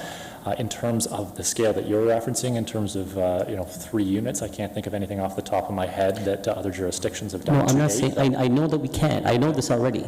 I was identifying a problem. And what I'm saying is, rather than just doing a lot of the work that many other places, jurisdictions are doing, can we start thinking outside the usual envelope and start creating options that can really accelerate? One of the things that really spurred me to ask that question through this, the decks and the report says that 380,000 is a threshold for the affordable housing ownership. Less than that is definitely within the affordable housing threshold. That's not going to happen in a condominium, in most cases. We know that market. But that can happen in a low-rise, in a 5-unit building. Could we create the mold where someone wants to build that, and we can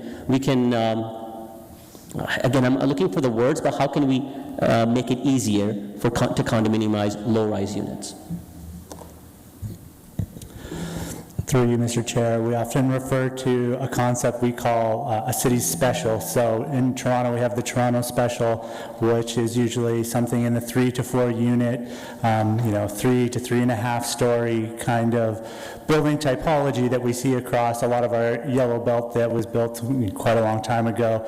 And I think what it comes down to is creating a prototype that is extremely replicable, and creating not only that prototype, but also a process that makes it quite easy. The more that you can repeat, the more the costs can come down, economies of scale can take over, and you can get to that point where you can start to hit those affordable price points in the truest sense of the many definitions that are out there. But also sometimes when we talk about affordability, we also think about just affordability in relation to what else is in the neighborhood. And a lot of times, young families want to be in a specific neighborhood for whether it's a school district or different neighborhood amenities, but can't afford the $1.2 million house that is their next door neighbor. And so adding that diversity of housing stock in a Kitchener special can open doors that is affordable in a different sense. I'm hearing that that's a good idea, but I guess I need you guys to figure out how we can make that happen. Mr. Stevens. Through you, Mr. Chair, I just wanted to confirm that with our work with the Kitchener Development Liaison Committee, one of the incentives we talked about through this work is ongoing continuous improvement. On our to-do list this year is to look at a condominium exemption process, so that would eliminate some of the process and costs for smaller scale condominiums. The condominium exemption process is typically much faster and easier where there's a development agreement registered on title, which it would be any development that has 11 units or more, with changes to the Planning Act as a result of Bill 23 exempting site plan requirement for 10 units or less. Does provide a little bit more gray area for condominium exemption process, but admittedly, we've committed to that work, but we haven't started yet. It's on our to-do list for this year. Okay, if I can quickly, as a comment, say, I think that's probably the most important aspect of this, because that will create affordable housing units for ownership. To comments now. Councillor Davey? Yes, thank you. The first thing I want to address and hopefully settle is the notion of supply and demand. I'm not sure how it's not quite understood, but if it helps, there's a thought experiment you can make. Imagine the City of Kitchener, there was a genie, you snapped your fingers, and tomorrow the City of Kitchener was twice the size and there was twice as many homes as there are now. So basically everyone next door to you, there's a brand new, empty, vacant home. So your supply doubled. For sale sign goes up in every single one of those properties. In the entire City of Kitchener, what's going to happen to the value of properties? They're going to fall through the floor. That makes housing more affordable. The reason we've never seen it locally is because housing supply has never exceeded the demand in this country, okay? There are actually examples. The country of Japan is a fine example. The demand is decreasing. There are fewer people that want homes. What's the result? There are 8 million vacant homes in the country of Japan. The government is trying to give them away for free if you want to talk about affordable housing, okay? So hopefully this supply and demand thing is settled once and for all.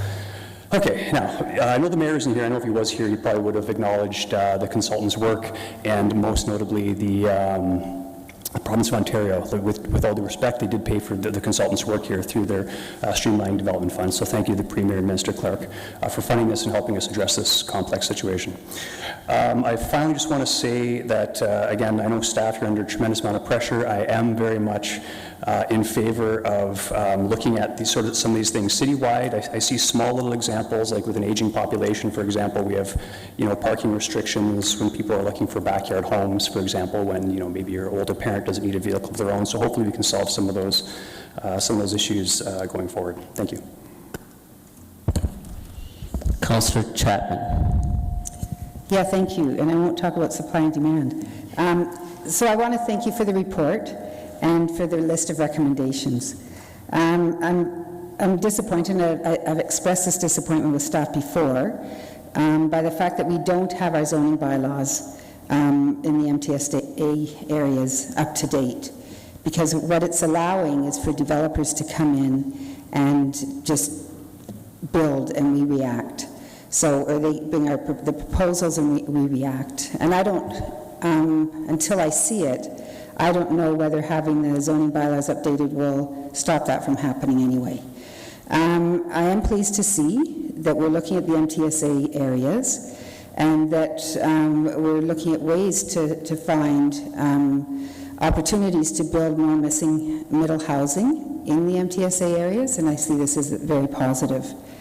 And I just want to remind Council of the work that was done by the Affordability Subcommittee and the Housing for All Committee, where they defined affordable as 30% of a full-time minimum wage, which gave it a dollar value. So it was no longer tied to the market, but understanding that anyone who makes less than full-time minimum wage qualifies for subsidized housing, and the moment you reach that threshold, you no longer qualify. And that's the housing that I would call affordable, or that this committee defined as affordable, which in the rental market works out to about $750 to $800 a month in rent. So I just wanted to remind Council of that. So yes, we can talk about 30% of one's income, but when we talk about inclusionary zoning, or we talk about what we mean by affordable, it's far more valuable in my mind to give it a dollar value and not talk about it based on market value, because 80% of market value is not affordable for the majority of the people that are looking for affordable housing. Thank you. Councillor Clancy. Yeah, thank you. Yeah, I'm glad that the inclusionary zoning is on the docket, and hopefully we'll see that affordable housing, at least the 5% and the 80% of market rate, but I would like to see us go further. I think that the condo idea, like partnering with Habitat for more affordable types of home ownership and creating that condo unit would be great. One other thing that came to mind when I was reading this, and I know that I might bring up displacement again, but you know, when I look at the $3 million that we would spend or miss out on income-wise for creating affordable units, I'd love to see kind of a mechanism where when those affordable units are lost, that we kind of recoup some of those fees and invest them. To me, we're, like Councillor Deneau shared, we're spreading the loss of these affordable units and the cost to rehouse people across the whole city, where there are certain investors who are buying up old buildings, displacing people, and jacking the rents up 3 times. So to me, my mom always said, if you make a mess, clean it up, right? So to me, we're ignoring that practice of displacement, and we have a huge cost, financial, emotional, health, psychological, social, of people living in tents or on couches. So, and that's kind of echoing a bit of what Councillor Chapman was sharing about that affordability piece. So I don't know if there's a mechanism for that. I'll shoot that little idea over your way to see if there's other municipalities, or if we could be creative and bold, where we kind of recoup some of those gains, those financial gains of displacing people, and that's government's role, right? Government's role is to treat housing not like a commodity, but as and that's where we have to chip in for that little piece of the pie to make sure everybody has a basic standard of living. So, and I won't do the supply and demand thing, but anyway. So that's my wish, is that maybe the $4 million it's costing us as a city when people are displaced and we have to build new homes, could we not use that funding to keep those units viable with the CIP, for example, supporting people who own those properties to do those improvements so that they can continue being online. Councillor Ioannidis.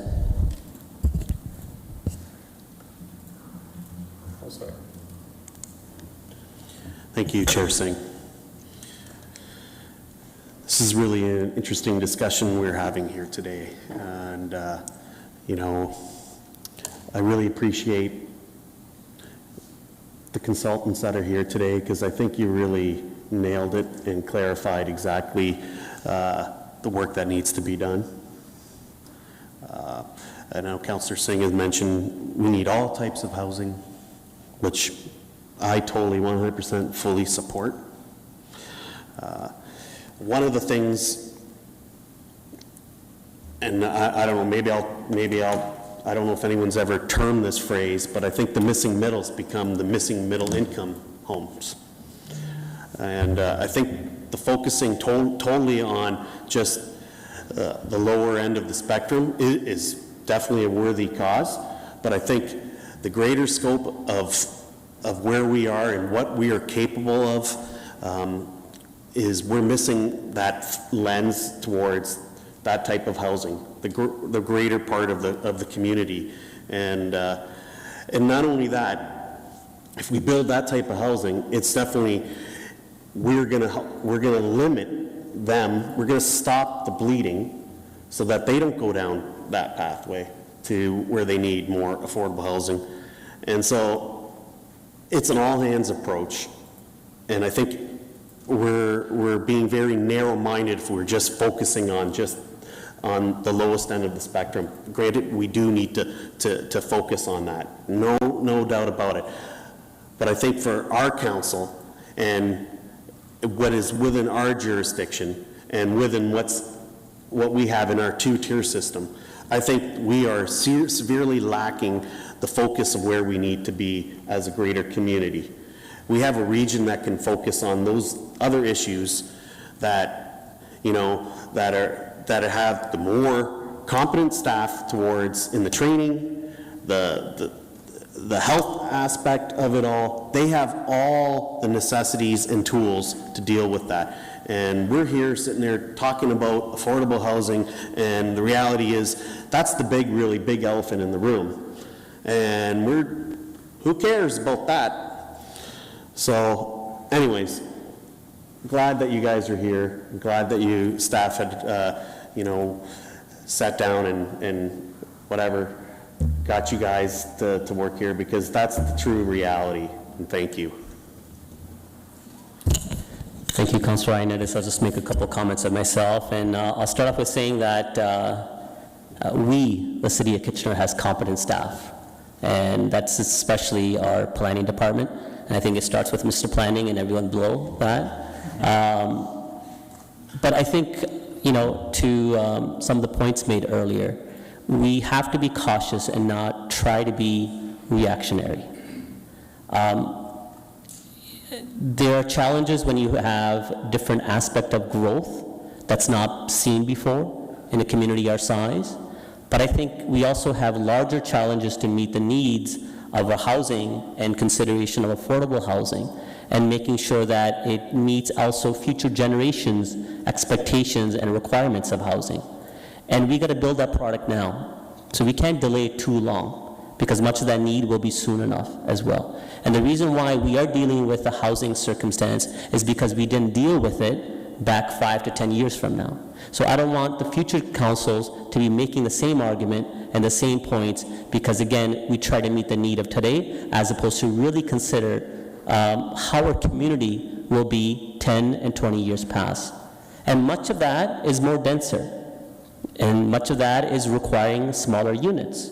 And much of that, and a lot of that, or most of it, will be individuals that will not need to have a vehicle. Because again, public transit and other technological advances will meet that need as well. And so when we're requiring the building of units with additional space required for parking, we're limiting the number of housing units that can be accommodated. We need to ensure that we can be creative with our housing options of the size of units. I think Councillor Davey made a very good point, the smaller units. And I think where I chimed in saying is the requirements for that smaller unit become prohibitive. And this is a study how we can say, if it's going to be within the MTSA, how can we limit that parking for that very small micro unit? How can we lower some of the DC charges or the permit fees that are required for those smaller units? Because those smaller units will meet some of that very low-end affordable housing capacity and requirements. So we can start building that type of product or incentivizing that type of product. And that's where we will lead. That's where we'll be very different than many other municipalities out there. And we can lead by example. One of the things I hope to hear or see, if not, I will be talking to staff further, and I really want to encourage this and push this, is about how can we create that home ownership, or at least access to ownership of those smaller size units, or smaller density units, 3, 5, and below that 10, the very minimum. And if there's an avenue for us to do that, then we need to do it, and rather than wait, and I think we need to do it now. The other thing is, I didn't want to bring this up in questions, but I want to bring this to forefront of this committee, is that we have a very lopsided approach to development when it comes for application. You have a high-rise that's building, and we're going to have an application later on today, that's building 1,200 units. Their requirements and fees are the same as a development application that's building 8 units. That makes no sense. There are many communities out there, and I think to mind, City of Boston comes to mind. Their planning commission have 2 approaches: high-density zoning change and smaller density zoning change. We can apply that too. We need to look at that too, and I'm going to be talking to staff and seeing how we can add that as an approach of accelerating the missing middle. So just to summarize my point, I want to reiterate what Councillor Ioannidis has said, is that we got to be bold. What Councillor Davey has said, we got to look wider than the MTSA that's currently being looked at, because we got to be, we have to react to a much wider need than what we're addressing right now. And at the same time, we have to be innovative. And I think we can be innovative through some of the ideas that we have discussed today as well. So with that, the item has been moved. There's no other comments? Oh, there's no move, okay. Okay, so it's been encouraged by this committee. So with that, go forth. Thank you. All right, so we have, All right, so we're going to recess the committee for the first half, and we'll come back and reconvene. Move it to recess? Oh, yes. Well, you said? Oh, it requires the mover, okay, sorry. So we do have to actually vote on it. Councilor Ioannidis has already moved it. We'll take a vote on the recommendation. All those in favor? Opposed? And that carries. Thank you very much. And do I need a mover to recess, or just recess? Okay, that's fine, thank you. In that case, we will recess and then move to special counsel, which I too will be chairing. Do you need to, okay, reset, okay. Okay.